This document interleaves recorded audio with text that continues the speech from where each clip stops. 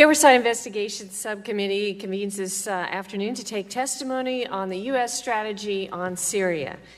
Just weeks ago, our nation commemorated the somber anniversary of the 2001 terrorist attacks. Among the many consequences of that strike on the United States was the increased recognition of the dangers posed by a violent ideology targeting our nation and its allies and partners. Those dangers remain. For decades, the Syrian regime has been known for its barbarity and support for terrorism. But 5 years ago, the Islamic State in Iraq and Syria emerged from the remnants of al-Qaeda in Iraq. ISIS killed and pillaged. The goal of ISIS was to develop Syria as a base of operations for a global terrorist network. ISIS has some initial success. The group quickly seized territory, including in eastern Syria. And while the United States continued to speak out against the atrocities of the Syrian government, ISIS posed the possibility of a ruthless anti-American terrorist group controlling a large and important region. Therefore, the United States assisted some of those fighting ISIS. There have been some important victories. Since March of 2017, significant territory has been liberated from ISIS. Nonetheless, it continues to pose a threat. The Department of Defense has declared that ISIS is well positioned to rebuild. ISIS could recapture lost territory. The goal of the United States is to prevent this possibility, but it is essential that our nation carefully calibrate its response. The Syrian situation is extraordinarily complex. Turkey, Iraq, Israel, and Jordan are profoundly affected. The fact that Russia and Iran vigorously support the Assad regime also greatly complicates our efforts. In recent weeks, the administration has suggested that some U.S. military forces will remain in Syria. Furthermore, while Assad, Russia, and Turkey contemplate military activity in and around Idlib around the last week, press reports have discussed how the U.S. might respond if chemical weapons are used again. Today, we will hear more about these topics. We will consider the administration's strategic objectives in Syria and the relevant authorities and resources required to achieve them. We will hear about efforts to achieve a political resolution and the status of U.S. counterterrorism efforts. We will also consider the humanitarian crisis in the region and the reestablishment of governance in areas liberated from ISIS. In a moment, I will turn to Ranking Member Moulton for introductory comments and then introduce today's witnesses, but I want to remind members that this hearing is unclassified, and when we conclude, we will recess briefly and move upstairs to room 2216. And our witnesses will join us there, and we will reconvene for an opportunity to discuss classified information and receive additional details from the witnesses. I will ask members to move promptly to the second location at the appropriate time. And so with this administrative note out of the way, I now recognize Ranking Member Moulton for his introductory comments. Thank you, Madam Chairwoman. Thank you for scheduling this hearing, for rescheduling the hearing due to the hurricane, and thank you to our witnesses for being here with us this afternoon. Today, we're seeking clarity on the Trump administration's strategies for achieving U.S. political and military objectives in Syria. While long overdue, today's discussion is timely given heightened intervention in the region by the Syrian regime's top allies, Russia and Iran. Just this Monday, the Russian Defense Ministry announced plans to equip Syrian air defense forces with the S-300 anti-missile system, a move characterized by U.S. National Security Advisor John Bolton as a, quote, significant escalation, end quote, in the 7-year civil war. In August, Iranian Defense Minister Amir Hatami confirmed Iran's commitment to the Assad regime, affirming Iran would have a, quote, presence, participation, and assistance, end quote, in the reconstruction of Syria. Increasing military escalation by Russia in the Idlib province, which has been temporarily averted by a Russia-Turkey agreement, threatens to exacerbate an already devastating humanitarian crisis, with over 400,000 Syrians dead and over 6 million displaced. My question to the Trump administration is this: what is your strategy? Moreover, we don't even know what your long-term objectives are. I'm alarmed that the president's statements regarding his strategy on Syria have been so overwhelmingly at odds with statements from his senior cabinet officials. Earlier this year, President Trump stated that the United States would be coming out of Syria, quote, like very soon, end quote, and that we should, quote, let other people take care of it now, naively asserting that the ongoing conflicts in Syria and the resulting humanitarian crisis there will no longer be of concern to the United States. In April, after ordering missile strikes in Syria, the president tweeted, quote, mission accomplished, although the accomplishment remains unclear. In an abrupt reversal, of course, senior administration officials recently walked back previous plans of a, quote, imminent pullout of U.S. forces in Syria. Earlier this month, U.S. Ambassador to the United Nations Nikki Haley warned Russia and Iran of dire consequences if they continue military strikes in Idlib. But what exactly does this mean? This week, John Bolton suggested that the United States envisions a permanent presence in Syria to counter Iran, while Secretary Mattis insisted our forces are only there to counter ISIS. When asked about the inconsistency, Secretary Mattis told press they are on the same sheet of music, but it is clear this is not the case. I'm also disappointed that we will not have an opportunity today to directly engage with the Department of State to examine the administration's plan to support a political settlement in Syria. U.S. Special Representative for Syria, James Jeffrey, recently called for a, quote, major diplomatic offensive. However, specific details have been sparse. Defeating terrorist groups with no long-term plans for political stabilization will only serve to perpetuate the cycle of violence and of repeatedly sending U.S. troops into conflict zones.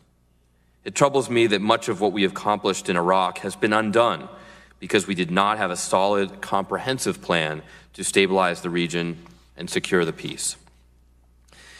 I will add that this is not about partisan politics.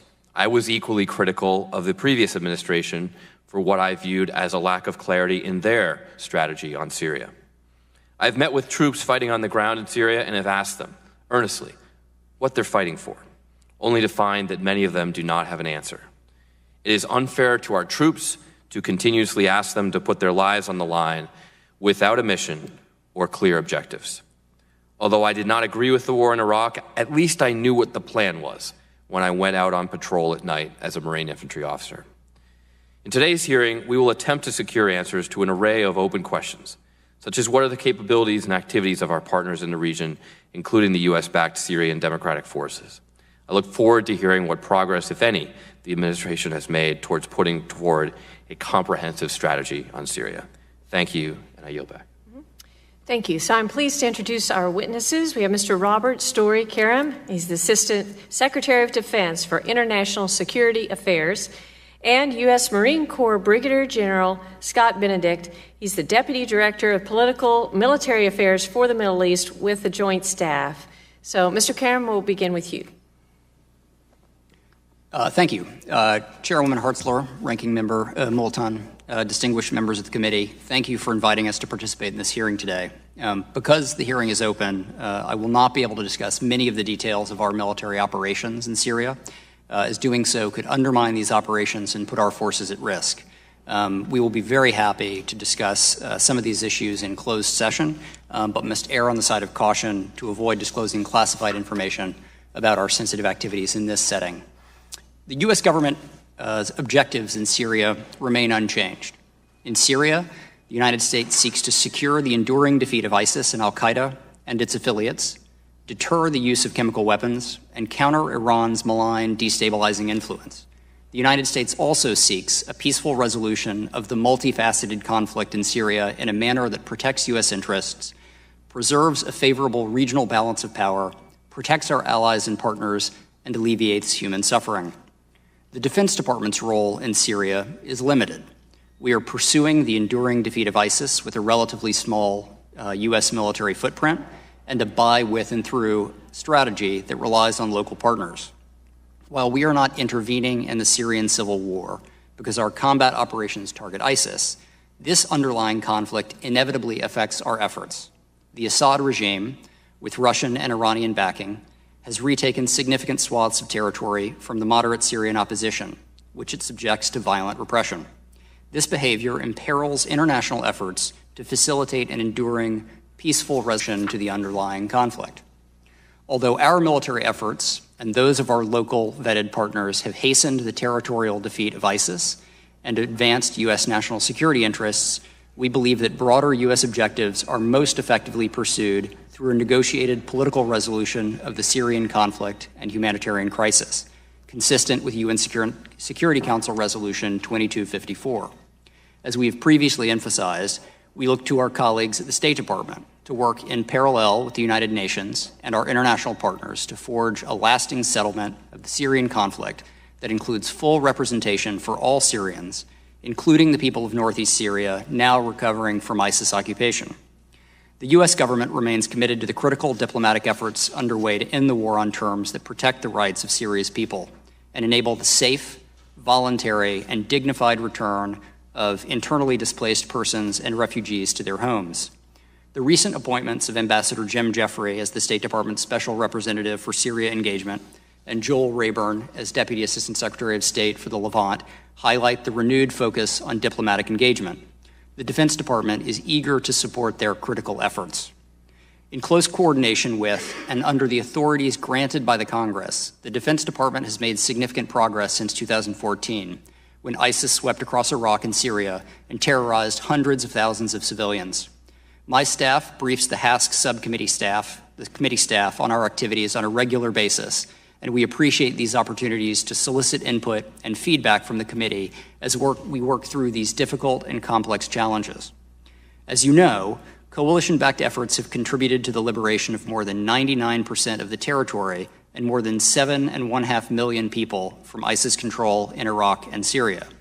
Despite this progress, we assess that even after the defeat of the physical caliphate, ISIS remains stronger now than its predecessor, al-Qaeda in Iraq, was when the United States withdrew from Iraq in 2011. Tough fighting remains in the lower reaches of the Middle Euphrates River Valley, and our hard-won gains in Iraq and Syria remain vulnerable. The enemy is adaptive. Even though offensive operations against the last pocket of ISIS-held territory in Syria are underway, ISIS has begun its transition into an underground insurgency. A sustained, conditions-based U.S. presence will enable us to pressure the terrorist insurgency and prevent ISIS's resurgence, while simultaneously facilitating diplomatic efforts to resolve the conflict. We seek to avoid telling the enemy when we will withdraw or leaving before the job is done. We do not want to repeat the mistakes that created the conditions for ISIS's emergence in the first place. We are not alone. We are working by, with, and through a range of partners to defeat ISIS. In Syria, we are vetting, training, and equipping local Syrian forces, such as the multi-ethnic Syrian Democratic Forces, who are leading combat operations against remaining ISIS holdouts. We are also supported vetted internal security forces drawn from local populations to hold and secure ISIS-liberated territory. The 79-member global coalition to defeat ISIS remains committed to the challenges in both Syria and Iraq, and is adaptive to ISIS's evolving ambitions and tactics. Our allies and partners are increasingly sharing the burden for ongoing defeat ISIS operations, stabilization, and humanitarian assistance.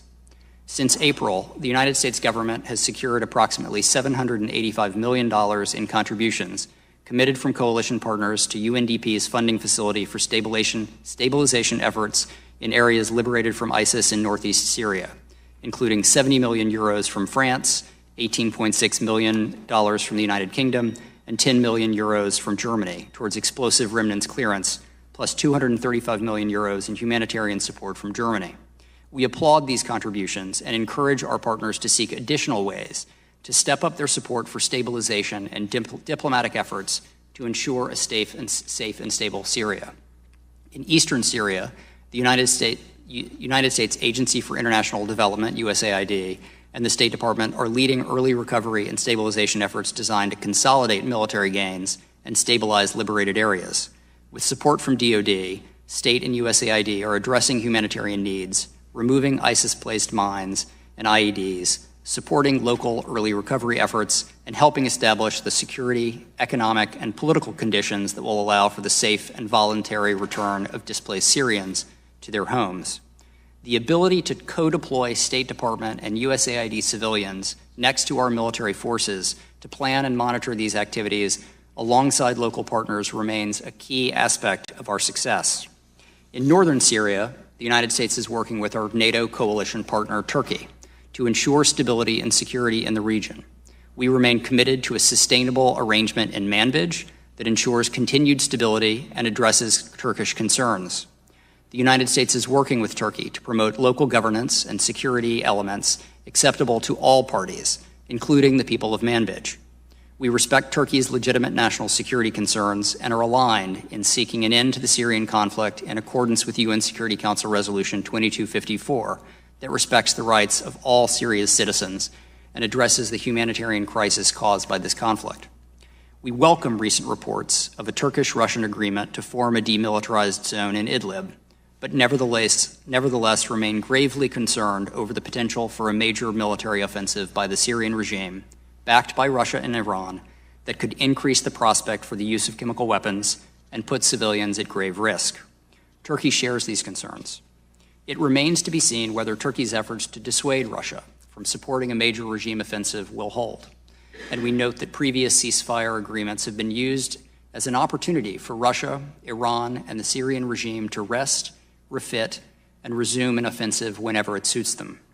Putin's continued support for the regime and willingness to partner with Iran in Syria reveals the stark divergences between Turkish and Russian objectives in Syria. A regime offensive in Idlib would represent a dangerous escalation of the conflict and will threaten, not facilitate, diplomatic efforts to end the conflict. Our position on the Syrian regime's use of chemical weapons remains unchanged. As we have demonstrated, we will respond swiftly and appropriately to further use of chemical weapons by the Syrian regime to defend the international prohibition against the use of such weapons and to deter further use. We urge the regime and its Russian sponsors to refrain from using chemical weapons or risk the international consequences of doing so. Our resolve is shared by the United Kingdom and France, and we encourage other international partners to join our diplomatic and political efforts to deter Bashar al-Assad from using these weapons. We continue to support international efforts to attribute responsibility for chemical weapons use, namely the decision taken by the Conference of States parties to the Chemical Weapons Convention to establish a new arrangement to identify perpetrators of chemical weapons attacks in Syria. This decision counters Russia's repeated use of its veto power at the United Nations Security Council to dismantle the impartial UN and Organization for the Prohibition of Chemical Weapons Joint Investigative Mechanism, which found the Assad regime responsible for chemical weapons attacks 4 times, including the April 2017 chemical weapons attack in Khan Shaykhun that killed and injured hundreds of civilians. We remained concerned by Iran's significant military, paramilitary, and proxy involvement in Syria. Iran's introduction of sophisticated military equipment into Syria, along with the entrenched Iranian and Hezbollah presence there, directly threatens important partners like Israel and Jordan and risks dangerously escalating the tensions in the region. Iran is also no friend of the Syrian people, and if its behavior in Iraq is any indication, its militia proxies and aggressive agenda will only further marginalize Syria's Sunni population, inflame tensions, and sow seeds of further radicalism. Despite these challenges, the United States is taking steps to strengthen our partners and create opportunities to counter Iran's destabilizing activities. We are working closely with the Department of State to expose Iran's regional destabilizing influence through the Iran Material Display, where representatives from over 66 nations have viewed Iran's proliferation of advanced conventional weapons. We continue to shore up the defenses of our Israeli and Gulf Arab partners while working to improve their military defense capabilities against a range of Iranian threats. We continue to take steps to reinforce vulnerable and fragile regional partners. We maintain a regional force posture and military plans designed to deter and, if necessary, respond to aggression. We are not seeking war with Iran. That said, we will take steps to defend ourselves and work with regional and global partners and allies to address the full range of Iran's destabilizing and malign activities. DoD's engagement with Russia in Syria remains focused on military deconfliction efforts, conducted via military channels, to prevent miscalculations and accidents involving our respective forces, which operate in close proximity on the ground and in the air. Although this tactical deconfliction has been a success, unfortunately, Russia's overall behavior has been at odds with our core objectives. Russia has enabled Assad's use of chemical weapons and continues to hamper efforts to achieve a lasting political settlement to the conflict. Russia has recently launched a concerted disinformation effort, a campaign to discredit the United States and our international partners, flooding the media with fake stories to sow doubt and confusion about the reality of the situation in Syria and to hide Russia's role in the Assad regime's campaign of murder and brutality. The United States is working with its partners across the world to expose and counter Russia's propaganda and disinformation campaigns. Finally, let me just thank the Congress for your advice, funding, and the authorities provided to the Department of Defense in this endeavor. Although the scope of our military activities and our mandate is narrow, we have together dealt with the scourge of ISIS and will together do right by our troops in ensuring its enduring and lasting defeat. Thank you. Thank you very much, Mr. Karam. And now we'll turn to General Benedict.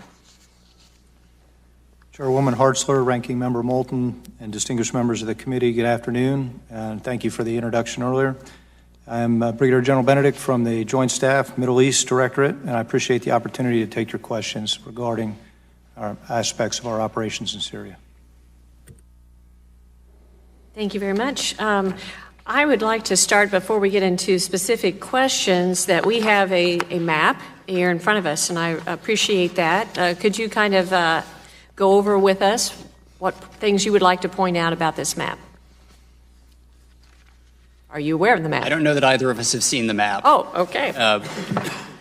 I've seen the map. I had it on the placemat for the secure setting, but I think I can tell you just from having looked at that map quite often, I think a couple key points on there would be down in the lower portion. There's an area called Atamf. You see sort of a half circle on the border between Jordan and Syria. Yes, ma'am, in blue there. That's an area where we've got a U.S. presence with a partner force. And then you've also got an area that's shaded up in the northeast. That's orange. That's the area where we partner with the SDF forces. And you'll see down in the lower right, that's an area down close to the border with Al-Qaim and Abu Kamal. That is sort of the final portion of the MERV where the physical caliphate has shrunk, that tiny little orange sliver. You've probably seen maps earlier where the caliphate spread much over Iraq into Syria all the way down towards the Baghdad area. That's all that's left is that tiny orange portion. And then if you go up to the top of the map, the brown area, that is the area in the vicinity of Manbij. The green area located there is Idlib. I'm sure we'll have an opportunity to talk about a few of these places today. Okay. Appreciate that. So, Mr. Karam, while speaking about U.S. policy in Syria recently, Ambassador Jim Jeffrey stated that reducing and ultimately eliminating Iran's military presence in Syria is a primary U.S. objective. Can you confirm it is a primary U.S. objective to reduce and eliminate Iran's military presence, and expound on what our troops are doing to carry out this mission? So I think Ambassador Jeffrey, Ambassador Bolton, and other senior administration officials have spoken at length about how concerned we are about the threat that Iran poses to the region and how destabilizing its activities inside Syria have been. It is clearly a high priority of the United States to counter Iran's malign activities throughout the region, including in Syria. I would disaggregate, however, our overall U.S. policy objectives from our military activities. Our military operations in Syria are squarely focused, because of the authorities we have been provided, against ISIS and Al-Qaeda. It is, of course, the case that our presence in Syria, our military presence, has residual benefits. Benefits for our diplomats who are trying to seek a negotiated end to the conflict, and residual benefits because it can help deter activities from other adversaries. But the purpose of our military operations, the object of our military operations, is very squarely focused on the ISIS fight. I think that I would also note that just analytically, Iran's presence and malign activities make it increasingly unlikely that we will see an enduring political solution to the crisis. We believe such a political solution is going to be necessary to achieve the conditions that will allow us to secure an enduring defeat of ISIS, to prevent the resurgence of ISIS or another similar terrorist organization. That's concerning, that comment right there. In your testimony, you said that we're working closely with the Department of State to expose Iran's regional destabilizing influence through our Iranian material display. Can you explain a little bit more what that entails? Sure, and we at Bolling Air Force Base, or Joint Base Bolling, we have set up a display of material captured from a number of battlefields that our partners have provided us to help explain and expose the types of activities Iran is engaged in. Would very much welcome members of Congress coming out to see this display. We've brought a number of representatives from countries around the world. We think this helps to demonstrate the very activities that we seek international diplomatic support to contest.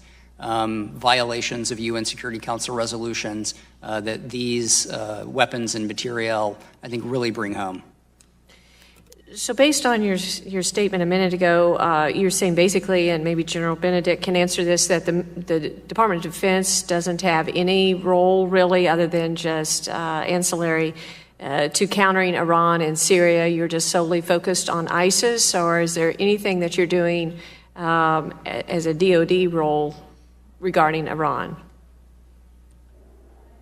In Syria, Chairwoman, our role is to defeat ISIS. That's it. And as Mr. Karam mentioned, there is a secondary benefit to our presence on the ground there. Certainly, being on the ground and creating stabilized situation limits the freedom of maneuver of anybody who's got malign activities. That includes Iranian proxies as well as some of the violent extremists.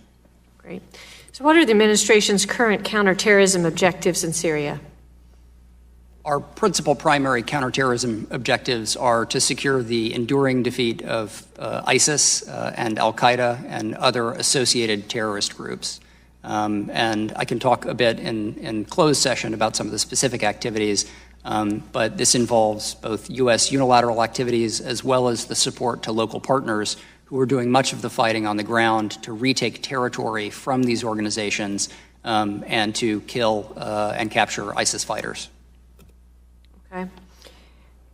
How will you measure the destruction of ISIS besides just how much territory the group controls? Because obviously now that doesn't control very much. So how are you measuring their impact?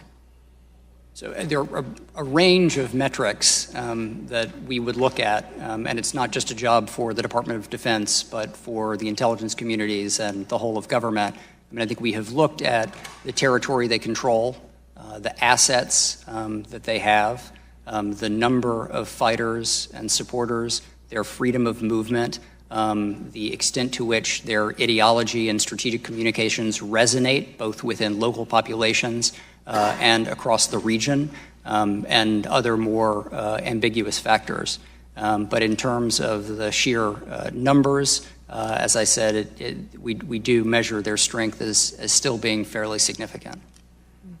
And last question I have here before I go to Ranking Member Moulton.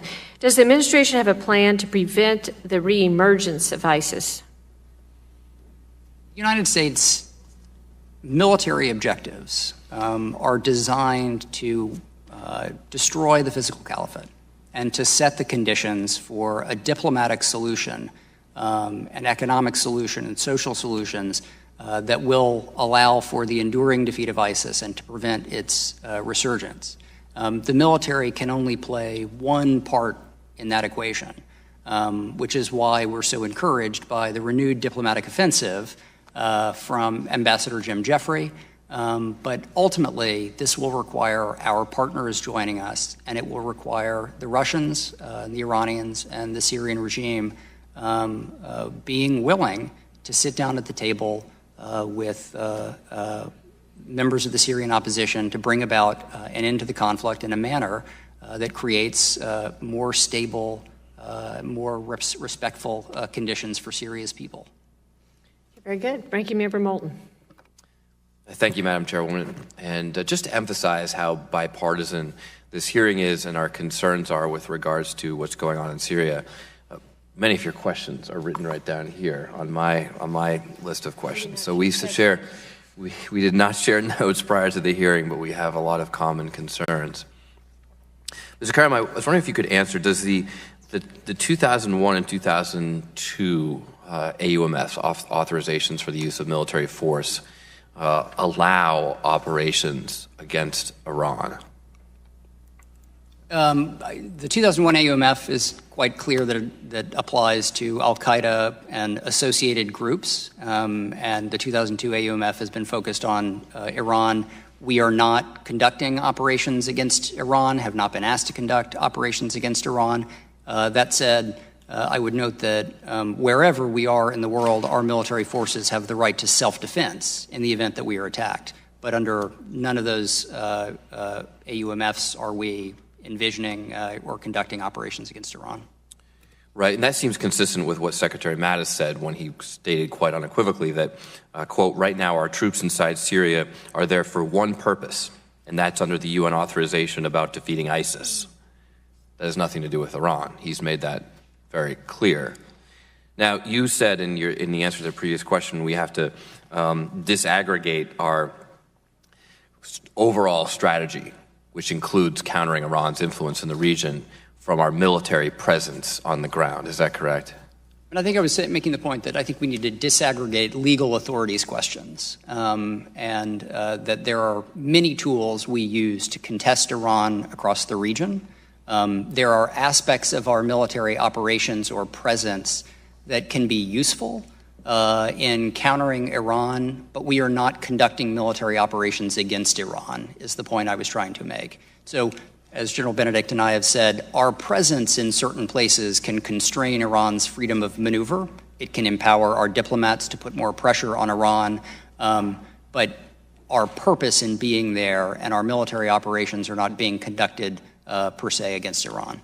So if we're going to counter Iran, and we have an authorization to do so, we might have operations against Iran, or we might simply have troops in the region. But either actually requires an authorization. I mean, if we're gonna conduct operations against North Korea, we're gonna get a correct congressional authorization to do so before we send troops into North Korea. Correct? I mean, I would defer to the lawyers as to the precise mechanics. Well, you're the best we got for lawyers right now. Yeah. We're asking you the questions. Because the problem is that National Security Advisor John Bolton stated that the United States intends to keep an indefinite military presence in Syria until Iran withdraws its forces. Now, that, to me, sounds like we're sending our military to Syria to counter Iran, especially because their withdrawal is apparently dependent on actions of Iran, not actions of ISIS or the defeat of ISIS. It's dependent on the withdrawal of Iranian forces, not on the defeat of ISIS or the withdrawal of ISIS troops or operatives from the area. That's what the National Security Advisor has stated. Congressman, the guidance we have been given is that we have a conditions-based approach in Syria, and that our presence is focused on the enduring defeat of ISIS. But that's not what the National Security Advisor said. He said that the military presence will last in Syria until Iran withdraws its forces. That, to me, sounds like an operation against Iran, which you've just stated is not allowed under the authorization for use of military force. Congressman, I think if we were conducting operations against Iran, that would be the case. But we are not. I think what the National Security Advisor and others recognize is that as long as Iran continues to pose a threat, as long as Iran continues to engage in destabilizing activities, as long as it continues to foment sectarianism in Syria, it's going to be very difficult to end this war. So just to be clear, until that happens, it's going to be very difficult for us to secure the conditions to allow for the enduring defeat of ISIS. So, Mr. Karam, just to be clear, what you're stating is that sending U.S. troops to Syria as part of a strategy to deter Iran, and with the guidance that they will not be withdrawn until Iran withdraws its forces, is not a military operation against Iran. If I go and ask those troops, your mission is to stay here and deter Iran until Iran leaves, they would say, yes, that's our mission. We are not operating against Iran. We're not here as part of a strategy against Iran because, of course, that would be illegal. Congressman, our forces were sent to Syria to defeat ISIS. It is true that there is Then why is their withdrawal, according to the National Security Advisor, dependent on Iran withdrawing its forces? I think he's making the analytical judgment that... This is not an analytical judgment. You're telling troops when they can go home. You're telling the parents of these troops when they can come home. You know, if your son or daughter was in Syria right now, and the National Security Advisor said, your daughter can come home when Iran leaves, seems to me that's pretty dependent on Iran. Congressman, the guidance we have been given is that we are there to bring about the enduring defeat of ISIS. We are proud of the progress that we have made, but we understand that there is a tough fight ahead and that the diplomatic effort is going to end up being predominant. Well, the National Security Advisor has given you different guidance. And if that's what the troops are hearing, if that's what the American parents and families of these troops are hearing, and you've already said that that is illegal under the authorization given from Congress, then I think the administration's got a big problem.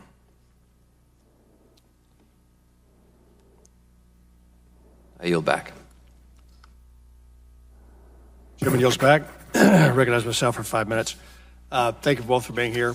General, that map you had, at one point in time, there was a particularly significant humanitarian wreck at Tanaf. I may be mispronouncing it. Are those folks still there, and can you give us any kind of an update? You said we have people there. Can you give us an update on what the humanitarian refugee issue looks like in that enclave?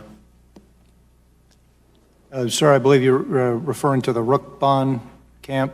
There's about 50,000 IDPs, internally displaced persons, in the Rukban camp. Are the Syrians allowing humanitarian effort coming in from the... They are not.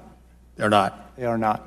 And so the Jordanians are still, in effect, crane lifting across that line the humanitarian supplies that are getting in there?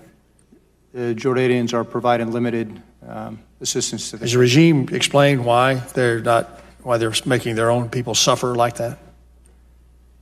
Sir, we don't talk directly to the regime about it, but no, there hasn't been an explanation of why they have not allowed a humanitarian corridor to open from Damascus to Rukban. That's a pretty rugged part of the world. Temperatures, it's a desert. Would it be fair to say that those refugees, those Syrian internally displaced folks, are under some stress and misery? I certainly agree with you. That's a rough part of the rough area to live in, and so I imagine that the conditions there would not be ideal. Very good. So, does the regime led by Assad have the capacity and the wherewithal to actually send humanitarian relief there if they so mind, if they were of such a mind? We definitely believe that they do have the capacity. So there's no physical barriers, there's no blocking forces, there's no issue why they wouldn't do that other than that he just doesn't care about his people? The U.S. military hadn't provided any inhibition for them providing that. And you're not aware of any other outside forces between there and Damascus that would physically prevent humanitarian aid getting there? A bit rhetorical, but so in the southwest corner, our allies with Israel and Jordan have said no Iranians in that area. Can you tell if the Iranians are abiding by that? Congressman, I think we'd be happy to talk in closed session about what we see in southwest Syria. They are both clearly very concerned about the threat that would be posed by an Iranian residual presence in southwest Syria. They have sought to secure the departure of Iranian forces through negotiations with the Russians. We do not have a presence in that part of Syria, but our allies do. Our allies. They live there? They are not present on the ground in Syria. The regime I know, but they're right across the line. The regime now controls that territory. Okay. Thank you, gentlemen. You go back.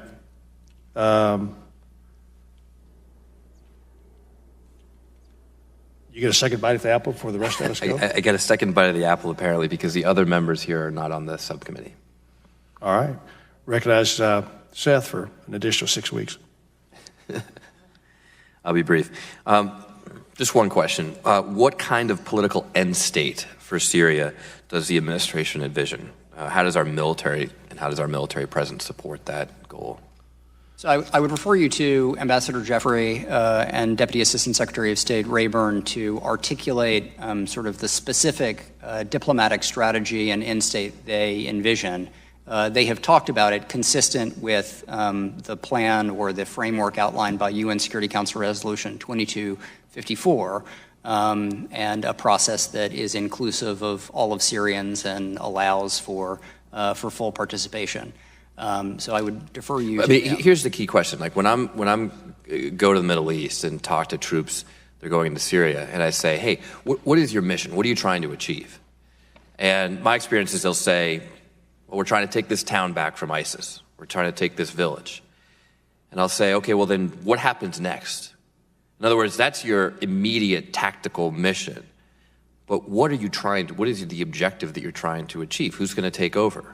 I mean, a lot of people disagreed with the war in Iraq, but it was very clear what we were doing. We were taking territory back from al-Qaeda or from other insurgent groups, from militias or whatever, and we were handing it over to the government of Iraq. There was a very clear political objective to our strategy. You might have disagreed with it, but at least we knew what we were trying to achieve. What is that political objective in Syria, in the language that us here on the committee and that most importantly the troops on the ground can understand? So I think General Benedict and I have spent a good deal of time talking with some of our forces who are out there, and I think they do have an appreciation of what we are trying to accomplish. They also have a better appreciation, I think, than we often do of how difficult this is. And there are these immediate tactical objectives: retaking the next town from ISIS.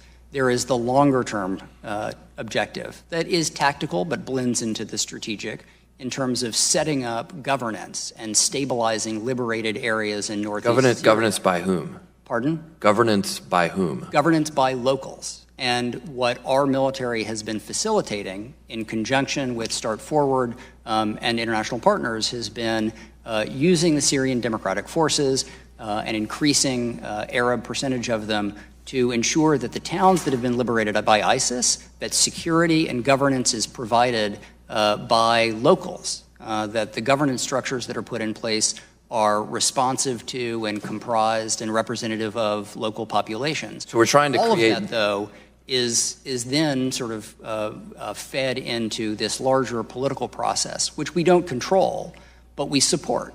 And that is about how do we put diplomatic pressure on the regime and the Russians to allow for a diplomatic process that is inclusive of all of Syria's opposition and can resolve the conflict. So that's the answer the troops would give. I think they would see the immediate objective of liberating towns and a vast swath of Syria from ISIS, and I think they would see a connection to the need for a political end state, so that the hard-won military fight that our partners have been leading isn't for naught, that Iran and the regime doesn't simply plunge across the river and take back and repress these same villages from which ISIS sprung in the first place. So essentially what you're saying is that we're going to have local control of all these different villages that we tactically take back, sort of like recreating medieval Europe in Syria. And we don't know what's going to happen with the big picture. We don't know who's going to control the government. The national leadership of Syria is totally up for grabs. We don't have any idea what's happening there, or even what our goal or objective would be in determining that strategy. Congressman, I think it's similar to your experience in Iraq, where we were trying to help Iraqis take back their towns. The difference is, however, this is taking place in a different kind of conflict. With a civil war that is raging. And we are not prepared to simply abandon our partners to the Assad regime. And so we are not seeking to create a independent country. We want to use the hard-won military victories of the Syrian Democratic Forces as leverage towards a diplomatic end state. We cannot promise what that will look like, but our presence will help these communities have a better shot at securing political negotiation. General Benedict, is there anything you'd like to add to that from the military perspective, from the troops on the ground in terms of what they're trying to achieve? Yes, thank you. So I was just in Raqqa I guess it was about a month or so ago, and really no question in my mind that Green Beret battalion commander understood what his mission was, providing stabilization in that area. Also, the forces, of course, who are defeating ISIS, that's a very clear, operational mission that they understand what the intent is. I think the last point that Mr. Karam made, is particularly important. So, the military mission is pretty clear. There was no, at least from my mind, from the lieutenant up to the lieutenant colonel, any question what they were doing there, why they were doing it, and they were seeing the results of what they were doing in the stabilization. And that then can contribute as part of that leverage to eventually get to a political settlement. But no question, lasting defeat of ISIS is their mission. They understand that. That includes that stabilization to set the conditions so ISIS doesn't come back. General, there's no debate for me that they understand an operational mission. My question is, what is the strategic mission? What are they trying to achieve when they succeed with their operational mission? And just to use the Iraq analogy again, I don't think it's very consistent, because I think in Iraq, we clearly had a strategic goal, a strategic political goal. Remember, we had this big debate. Maybe we should divide Iraq into 3 parts, or maybe we should just have one central government. We resolved that debate. Not everybody agreed with how we resolved it, but we knew what we were trying to do was empower a central government in Iraq. And so that's my question. And I guess your answer, General, is simply that they know that they are creating stability to support some sort of future government. Well, yes, sir, and as mentioned, the efforts of Ambassador Jeffries to get this back into the Geneva, and part of that process of having the discussions to get the players to the table, our activities and the success that we've had, not only providing for the defeat of ISIS, the most successful operations that are being conducted in Syria against violent extremists, but also the success that we're having locally with setting up supporting the local governments, supporting the reconstruction, stabilization, return of services. That type of leverage does play into the negotiations that Ambassador Jeffries has to drive towards a political solution. So I believe that they can see through that operational perspective and see the value of the effort that they're doing towards a larger political goal. General, I recognize that this is a very difficult situation, and in some ways you and your troops are in an impossible position. I think having some clarity on that strategic objective, rather than just sort of creating the conditions for some sort of government, would be helpful to us and also helpful to the troops on the ground. But thank you for what you're doing. Thank you. Mr. Scott. Thank you, Madam Chair. I'm not sure how much influence we have in the political process in Syria, and I'm pretty sure we have very little, if any, control over it. I do have questions that would not be, you couldn't answer in this setting, that I'll save for the next one. But I do have a question for you, Mr. Secretary. Getting back to the issue of authorization, it seems that because ISIS is in Syria, that is how we justify being authorized to operate in Syria. Is that correct? That's correct. How many countries is ISIS in? Off the top of my head, I couldn't tell you. I think the reality has been that the largest preponderance of ISIS fighters have been contained in Iraq and Syria. It's where they established territorial control. They have operated more under the radar, hiding in populations in other countries. So I think there's a difference in terms of the unique situation we found ourselves in 2014, where ISIS took over what was basically a swath of territory the size of Indiana. So it is territorial control then that the legality of the authorization is based on, not the fact that ISIS is there? No, I think it's the territorial control that ISIS had that facilitated or led to certain types of military operations rather than more intelligence or law enforcement activities. We also no longer had governance structures in western Iraq or eastern Syria.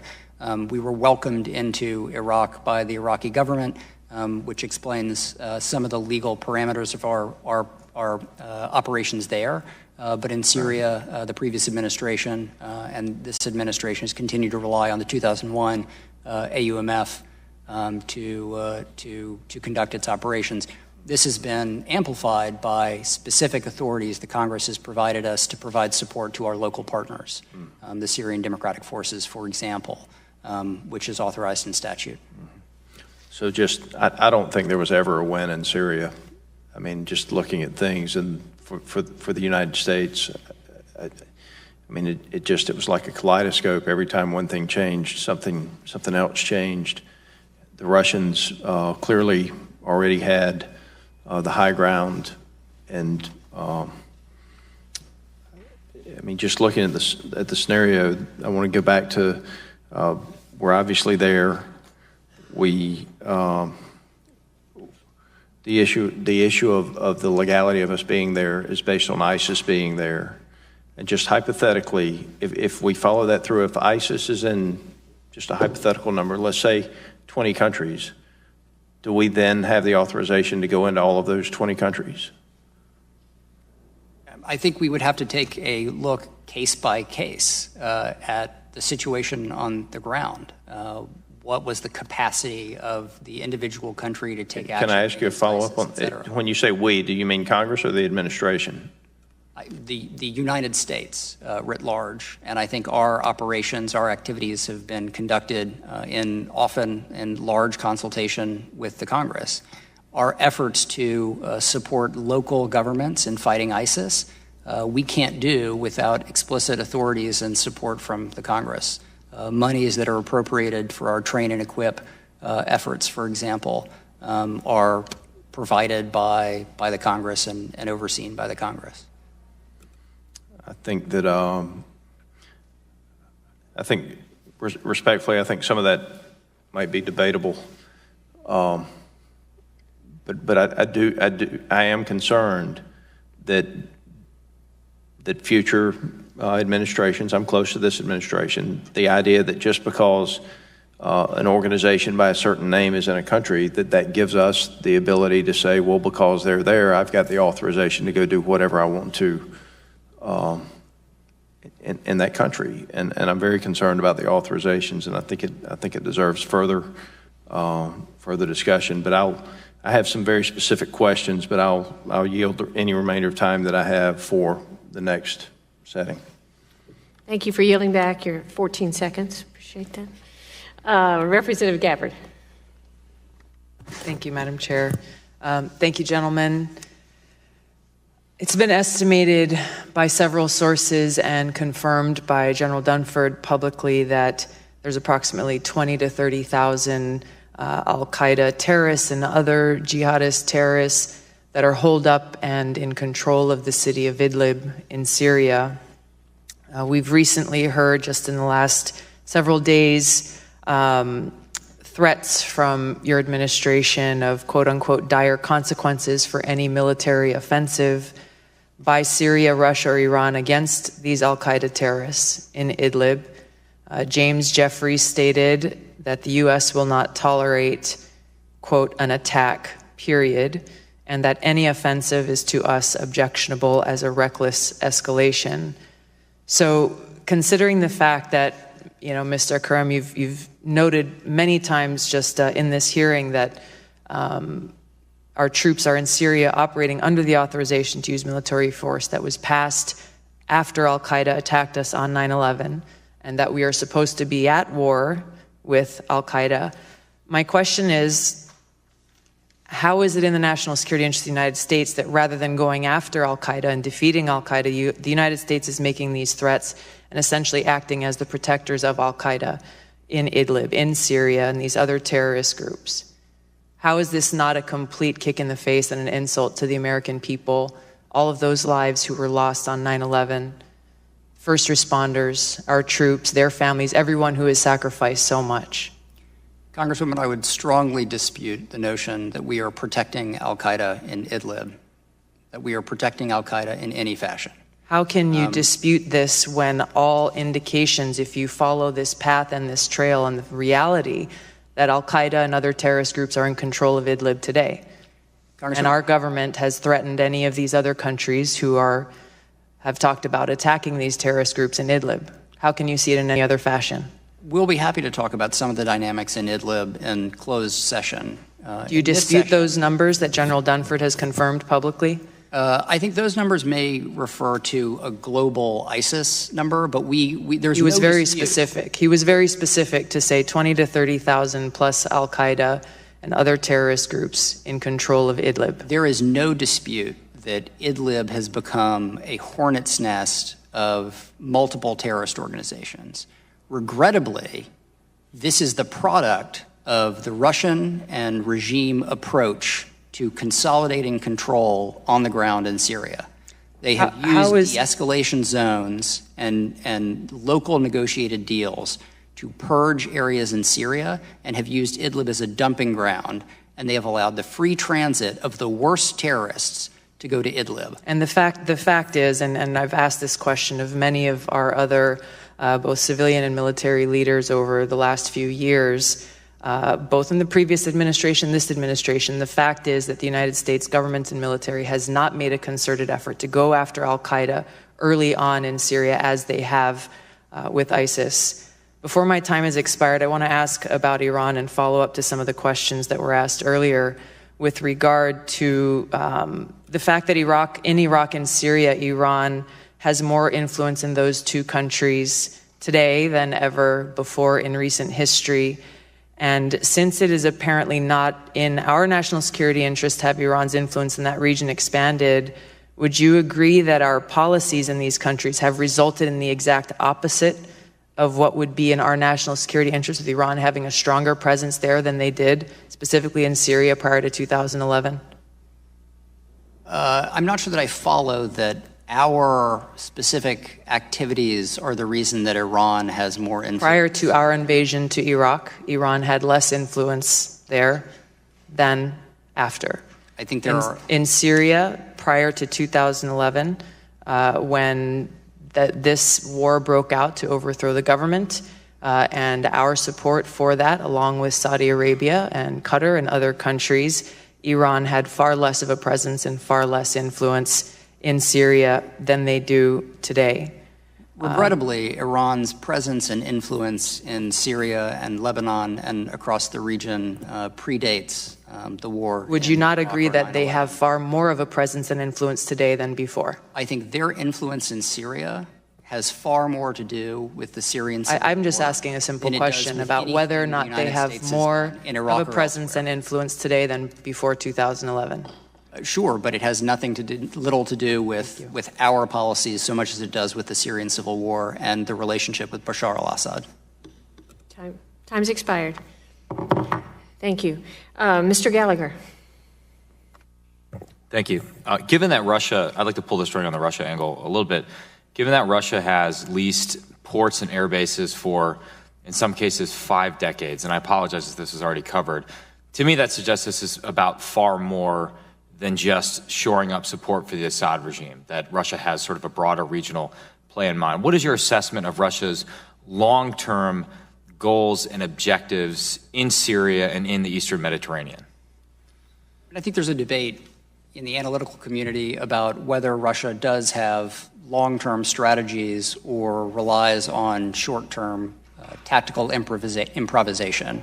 I would agree that I think they're looking simply beyond just shoring up Bashar al-Assad and are utilizing their newfound influence and presence in Syria for diplomatic leverage and influence to undermine the United States, to project power into the Eastern Mediterranean.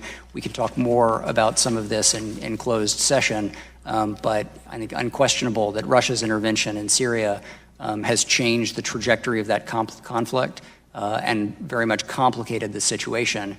Regrettably, at every turn, they have chosen not to be partners in trying to end the conflict through peaceful negotiations, but instead have complicated the political situation on the ground with their full-throated support for the Assad regime and willingness to partner with Iran on the ground. And I hope in closed session we could dig in deeper to the nature of that partnership, particularly as it pertains to any operational coordination between Russia and terrorist proxies and Hezbollah he's deployed to Syria.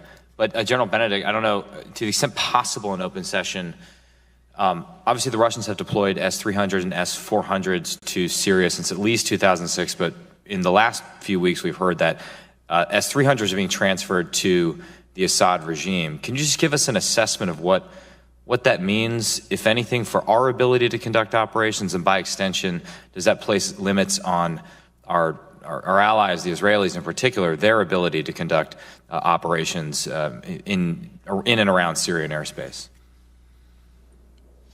I think I'd like to take most of the details of the question about both our operations or our partners into the closed session, but I think what I would say is that the introduction of more of these systems in there only serves to create more unstable conditions and the likelihood of miscalculation such as which we tragically saw earlier in the week with the Russian plane being shot down by the Syrians. So I think that my greatest concern is that the more things that we're putting into this small area, and particularly as we're starting to close in the north part of Syria, the more dangerous the entire situation becomes because of the instability.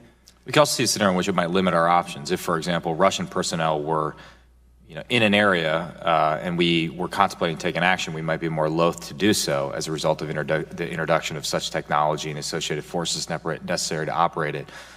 To just quickly on what my colleague, Mr. Scott, was talking about, the National Security Advisor, Ambassador Bolton, has said that any potential third strike on the Assad regime would be, I think he used the term, qualitatively different in nature, meaning that there would be some sort of escalation of force. If a strike would be of a greater magnitude, qualitatively different, does the administration still intend to rely mostly upon the 2001 AUMF and the sort of grab bag of authorities that you referenced earlier? Or would it be interested in seeking a new authorization for the use of military force in Syria? I think Secretary Mattis would not want us to opine on hypothetical or operational matters. But it would be fun to do so right now. Not fun for me when I got back to the department.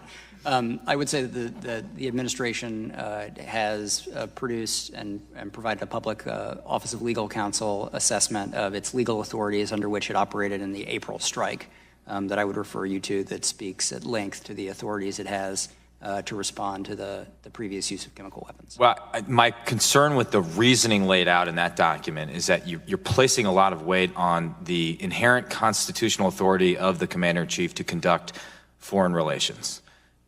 But as everyone knows, I mean, the Constitution vests enormous war declaration and war-making authority in the Congress of the United States. And so I think there are many of us here that would suggest that we have stretched the logic to beyond the bounds of recognition. And I think there's a bipartisan interest in doing something about it. And I recognize fully that ultimately this is not necessarily the fault of the executive branch. Executive branches always tend to aggregate power wherever they can. It's a fault of Congress's unwillingness to do its basic duty. And I've run out of my time. I apologize. Thank you. Mr. Gallego. Thank you. Mr. Caron, let's go back to Russia. And I've heard some things that kind of astound me. Russia's goals always seem clear to me, and it has been since the 1800s. Warm water port, make sure you keep Turkey off the sidelines and destabilize their alliances to us, which, by the way, at this point seems what they got. And what else do they want? And what else do they have? Before they were propping up a puppet. They still have their puppet. They now will continue to have free access to military bases, which they had before. But more importantly, what they're getting right now is they're tying us down to what seems to me to be a war or operation, whatever you want to call it, that has no end, which eventually just starts sucking away at our resources that we need to take care of the interests that we really care about, which, from what I understand, historically are continued freedom of the seas, continued world rejection of human rights violations, counterterrorism, and defense of Israel. How are we not actually basically falling into the Russian traps by basically continuing to, basically engage in this quagmire without an end, and actually end up rejecting some of these other interests that are extremely important to the United States? So I think it's regrettable that Russia's behavior in Syria has complicated this conflict and made a political resolution more complicated. But I don't think it's necessarily tied us down. In fact, I think if you compare the success that the United States and its partners have had in defeating ISIS and liberating territories in areas where we operated in Syria with Russia and the regime's efforts against ISIS and al-Qaeda, I think we stack up remarkably well. In fact, it's what we're focused on. We're the furthest separated from Turkey as a NATO ally since the start of this war. They still have the warm water port they had before, and they still have Assad, but at the same time, we are clearly not getting out of there anytime soon, and at the same time also taking our interests off the ball in other areas. On all scopes of this, we're losing right now in terms of protecting our overall interests outside of Syria. That aside, let me just leave that there. Right now, I would also like to ask you another question. The Department is not authorized to fight the Syrian government. Is that correct? We are not intervening in the Syrian civil war. Okay, great. We do not have the authority. What is being done to ensure that U.S. forces or funds are not being used to engage in hostilities when it comes to the Syrian government, with the Syrian government? Can you restate the question? Correct. The Department is not authorized to fight the Syrian government. What is being done to ensure that U.S. forces or funds are not being used to engage in hostilities with Syrian government forces? So, I think Congress has been fairly explicit with us in terms of how we allocate our funds and the vetting procedures we use with respect to training and equipping, which we report on a regular basis, both the procedures we use to vet as well as the activities of our partners. That's one example of how carefully we adhere to the restrictions the Congress has placed on our authorities in Syria. And to engage in a hypothetical, if you can, much like Congressman Moulton, I also served in Iraq and played a lot of whack-a-mole all through, actually, Haditha, Al-Qaim, and a lot of the cities actually that are on these maps today. The last thing I want to see is other young men and women playing whack-a-mole indefinitely through the Syrian plains. What is the definition of true defeat against ISIS? If our if our orders are to be there until ISIS is defeated, what does that actually mean in Syria?